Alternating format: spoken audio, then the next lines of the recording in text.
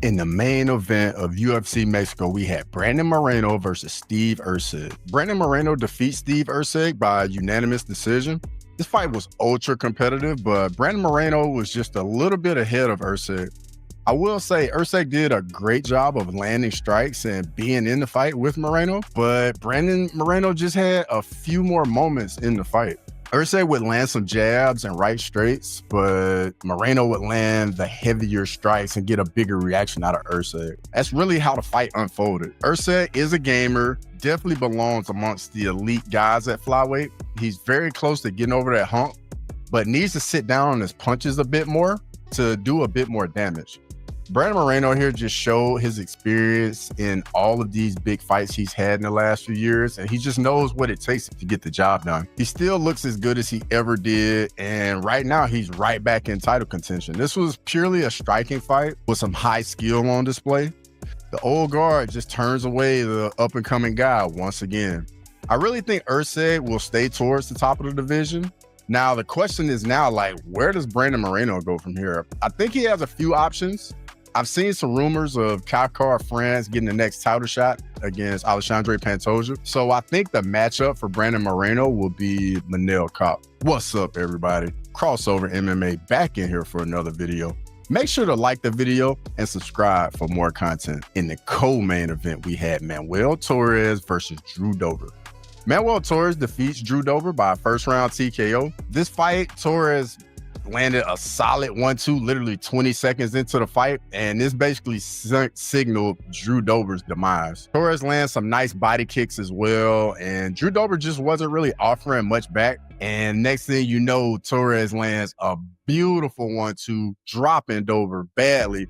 Dober's still with it, and he goes for a single leg on his knees, and Torres literally just unloads hammer fists over and over to the side of Dober's head. And Dober isn't moving or defending. He eats probably about 15 unanswered hammer fists to the head.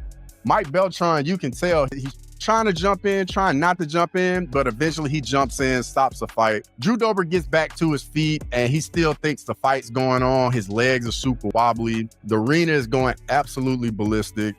It's a great bounce back win for Manuel Torres. I think his next fight, in my opinion, should be Benoit Saint-Denis. BSD, he's coming off 2 losses, as you all know. And I think he needs to defend his ranking and fight down now. In the feature fight, we had Edgar Chairez versus CJ Vergara. Edgar Chairez defeats CJ Vergara by first round submission. Chairez comes out straight away in this fight using his jab, leg kicks, teeps to the body to maintain the range. I will say this though, CJ Vergara did come out a bit faster and more aggressive than usual. He's typically a slower starter. The round was pretty tit for tat. Chairez leaps in with a lead left hook, clipping Vergara clean on the shin, dropping him. Vergara bounces back to his feet, but you can tell he's hurt badly. Chairez then just starts stalking Vergara, lands a flurry, drops Vergara again. Chairez jumps on Vergara's back, locks in the rear naked choke, getting the tap. It's a great performance by Edgar Chairez. In the next fight, we have Raul Rosas Jr. versus Vince Morales. Raul Rosas Jr. defeats Vince Morales by unanimous decision. The first 2 rounds, Rosas really showed some improvements in his striking that allowed him to get to his grappling a lot easier. You can tell he's definitely been working on his striking and making himself more complete. He would get takedowns and use that legit top pressure of his to control Morales. Morales' answer to it, though, was really just going for this Peruvian necktie a few different times, and he actually would get kind of close with it against Rosas a few times and just couldn't get the finish. A few times in the fight, he would get really, really close, and you could look on Raul Rosas' face, and you just could see him grimacing as the choke was getting so tight, but he just could never finish Raul Rosas with it. It was a good job by Raul Rosas to stay calm and not panic in those moments. You could tell the familiarity of one another allowed for some really fun grappling exchanges in this fight. We saw some really good scrambles between these 2 guys. Now, for my grappling fans out there, this was definitely the fight for you. Rosas did slow down a little bit in the 3rd round. I'm not going to put too much stock in it, as I think the altitude really had something to do with that. You can see the growth in Raul Rosas Jr.'s game and the improvements he still needs to make. I do think he's going to be a problem down the road, as we're seeing as grappling is kind of like ruling the UFC at the current moment. I'm really looking forward to his growth and to seeing what's next for Raul Rosas, and just want to see him keep improving. In the next fight, we have David Martinez versus Saimon Oliveira. David Martinez defeats Saimon Oliveira by a first-round KO. David Martinez just starches Oliveira. It was a beautiful pull, counter, right hand, just right on the button, textbook, just beautiful. Martinez showed really good footwork, feints, and he's very fast, very fast. His power looks legit at bantamweight as well. Oliveira couldn't really get a read on Martinez, as just the footwork and the speed was just too much for Oliveira. Martinez would soften up Oliveira with some really fast low kicks and head kicks. Like, the kicks were very, very fast, and I think this guy is a very exciting fighter. You just could tell Oliveira was starting to get a bit frustrated that he couldn't really get to Martinez. And at this point, you could see him getting antsy, and that anxiety just was on his mind and just making him take more risks and just leaving himself overextended. In the finishing sequence, Oliveira throws a lead right straight that just comes up a bit short. Martinez pulls back barely out of range and then just throws a beautiful right straight, landing clean on the chin. Rocks Oliveira badly.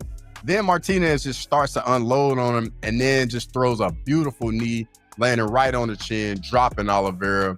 Martinez then swarms him with ground and pound and puts Oliveira to sleep and basically dribbling his head off the mat. Martinez is going to be a very entertaining guy at bantamweight. We'll definitely get some fans with his finishing ability. And like I said, this guy's very exciting. It's a guy you need to keep your eye on. In the next fight, we have Ronaldo Rodriguez versus Kevin Borjas.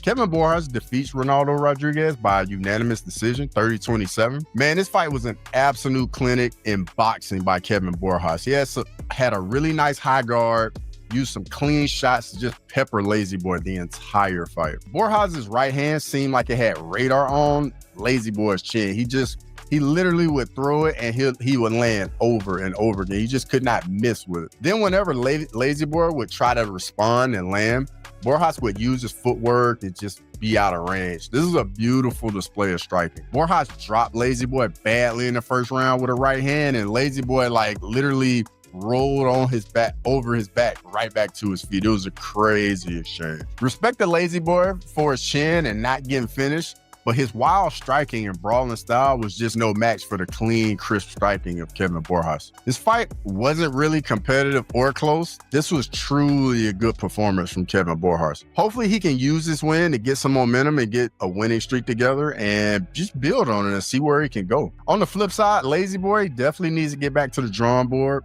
clean up some of that striking, add in some straight shots in his striking, and mix in a little bit of head movement and possibly even keep his hands up a little higher, because he was just getting tagged over and over again by Kevin Borjas. Now we come to the prelim highlights. In the next fight, we have Jose Medina versus Ateba Gautier. Ateba Gautier defeats Jose Medina by a first-round TKO. Gautier just makes quick work of Jose Medina. We really didn't find out anything new about his game that we didn't already know.